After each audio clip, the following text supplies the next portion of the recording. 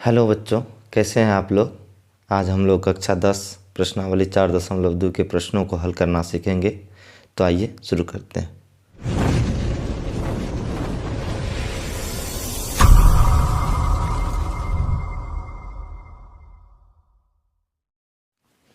गुणनखंड विधि से निम्न द्विघात समीकरणों के मूल ज्ञात कीजिए। पहला प्रश्न है x² - 3x - 10 = 0। द्विघात समीकरण को हल करने का विधि है x² के गुणक और अचर पद को हम पहले गुना कर लेंगे। x² का गुणक 1 है और अचर पद 10 है। दोनों को गुना करेंगे तो ये हो जाएगा 10 और 10 का हम अभाज्य गुणनखंड कर लेंगे। 10 का जब हम अभाज्य गुणनखंड करते हैं तो 2 से लग जाएगा 5 बार में।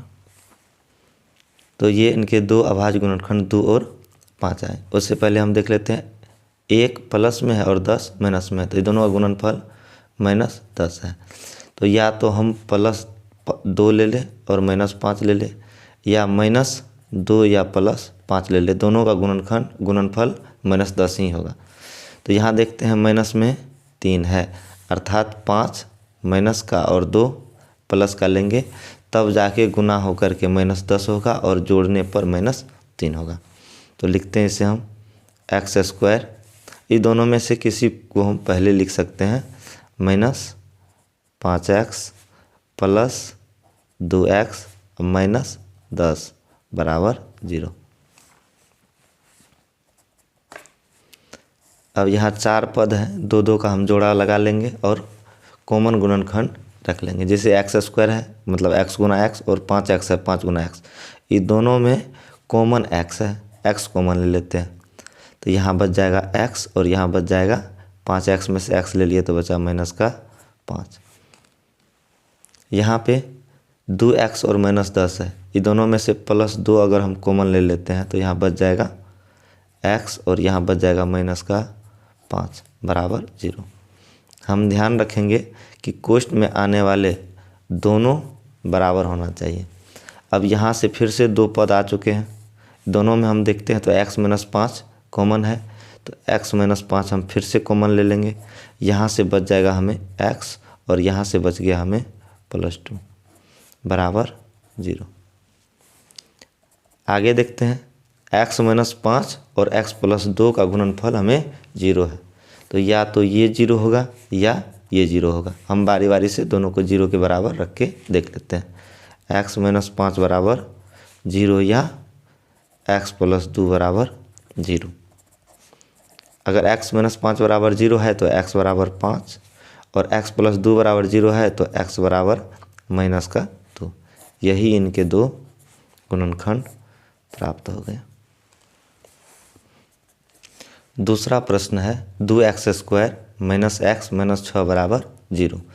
यहाँ पे फिर से हम 2 और -6 का गुना करेंगे तो ये हो जाएगा -12।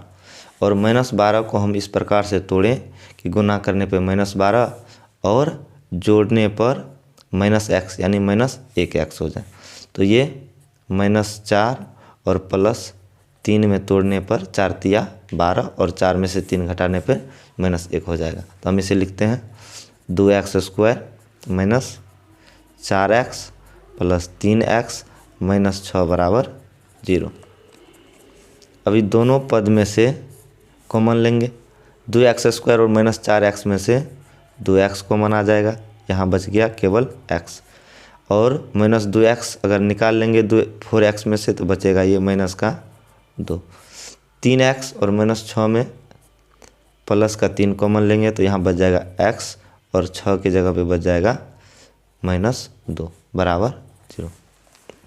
इसको उल्टा गुना करने पर भी इतना प्राप्त होना चाहिए। जैसे 3 को x से गुना करेंगे 3x, 3 को -2 से गुना करेंगे 6 प्राप्त हो जाएगा। अभी दोनों पद में से फिर कॉमन लेंगे हम। यहाँ भी देखते हैं x - 2 और यहाँ भी x - 2 है, तो x - 2 कॉमन ले लिए। तो यहाँ पे बच गया 2x और यहाँ बच गया +3, दोनों के बराबर 0। अब देख x - 2 और 2x + 3 का गुणनफल 0 है। तो यहाँ से हम दोनों को बारी बारी से 0 के बराबर रखते हैं x माइनस 2 बराबर 0 या 2x प्लस 3 बराबर 0। यदि x माइनस 2 बराबर 0 है तो x बराबर प्लस 2 और यहाँ से 2x बराबर प्लस 3 उस साइड जा कर के -3 और x बराबर -3 और 2 गुना में है तो आ गया भाग में। ये 2 गुणनखंड। तीसरा प्रश्न है √2x² प्लस 7x प्लस 5 √2 बराबर 0।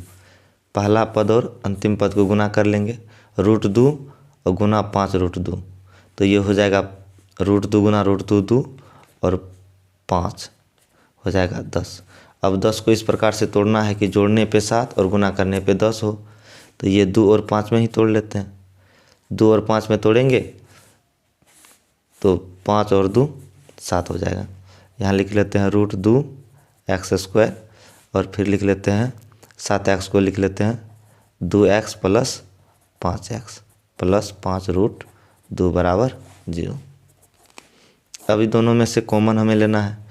यहाँ √2 है और यहाँ पे 2 है। 2 को हम √2 गुना √2 लिख सकते हैं, मतलब 2 में 2 गो √2 है, तो यहाँ से हम √2x कॉमन ले लिए, तो यहाँ बचा क्या x और यहाँ क्या बचा √2। यहाँ 5x प्लस 5 √2, तो यहाँ से हम प्लस 5 कॉमन ले लेंगे, तो यहाँ बच जाएगा x और यहाँ 5 तो ले ही चुके हैं तो बचा √2 बराबर 0। आगे देखते हैं, ये दोनों पद में x प्लस √2 कॉमन है तो x प्लस √2 कॉमन ले लिए। अब यहाँ क्या बचा √2x प्लस यहाँ क्या बचा 5 बराबर 0। अब दोनों का गुणनफल 0 है तो बारी बारी से हम 0 के बराबर कर देते हैं। यहाँ से x बराबर माइनस का √2 और यहाँ से x बराबर -5 और √2 चला गया भाग में, तो यहाँ से 2 मूल हमें प्राप्त हो गए। चौथा प्रश्न है 2x² -x प्लस 1/8 बराबर 0। ये देखने में कठिन लग रहा है, हम इसे 8 से गुना करके एक सीधी लाइन वाले प्रश्न में बदल देंगे। दोनों ओर या दोनों तरफ 8 से गुना करने पर, दोनों तरफ अगर हम 8 से गुना करते हैं तो यहाँ हो जाएगा 8 दूनी 16x², यहाँ हो जाएगा माइनस का 8x और यहाँ 8 से गुना होने पर 8 से कट जाएगा और प्लस 1 बच जाएगा बराबर 0। अब x² का गुणांक और अचर पद को गुना करेंगे तो 16 और 16 को इस प्रकार से तोड़े कि -8 जोड़ने पर हो जाए, तो ये 4 अगर हम लिख लेते हैं तो 4 गुना 4 16 हो जाएगा और 4 और 4 8 हो जाएगा। लिख लेते हैं 16x² -4x प्लस 1 बराबर 0। अब दोनों में से कॉमन निकालते हैं। 16 और 4 में 4 उभयनिष्ठ है, x² और x में x उभयनिष्ठ है, तो यहाँ बचेगा 4x और यहाँ तो 4x ले ही लिए हैं तो कुछ नहीं, तो मतलब 1 तो है ही। यहाँ से भी -1 कॉमन ले लेते हैं क्योंकि कुछ भी कॉमन नहीं आ रहा है, 1 तो हर जगह कॉमन होता है। तो यहाँ बचेगा 4x, माइनस ले चुके हैं, यहाँ प्लस है, प्लस में 2 माइनस छुपा होता है, तो 1 माइनस ले लिए तो यहाँ 1 माइनस बचा हुआ बराबर 0।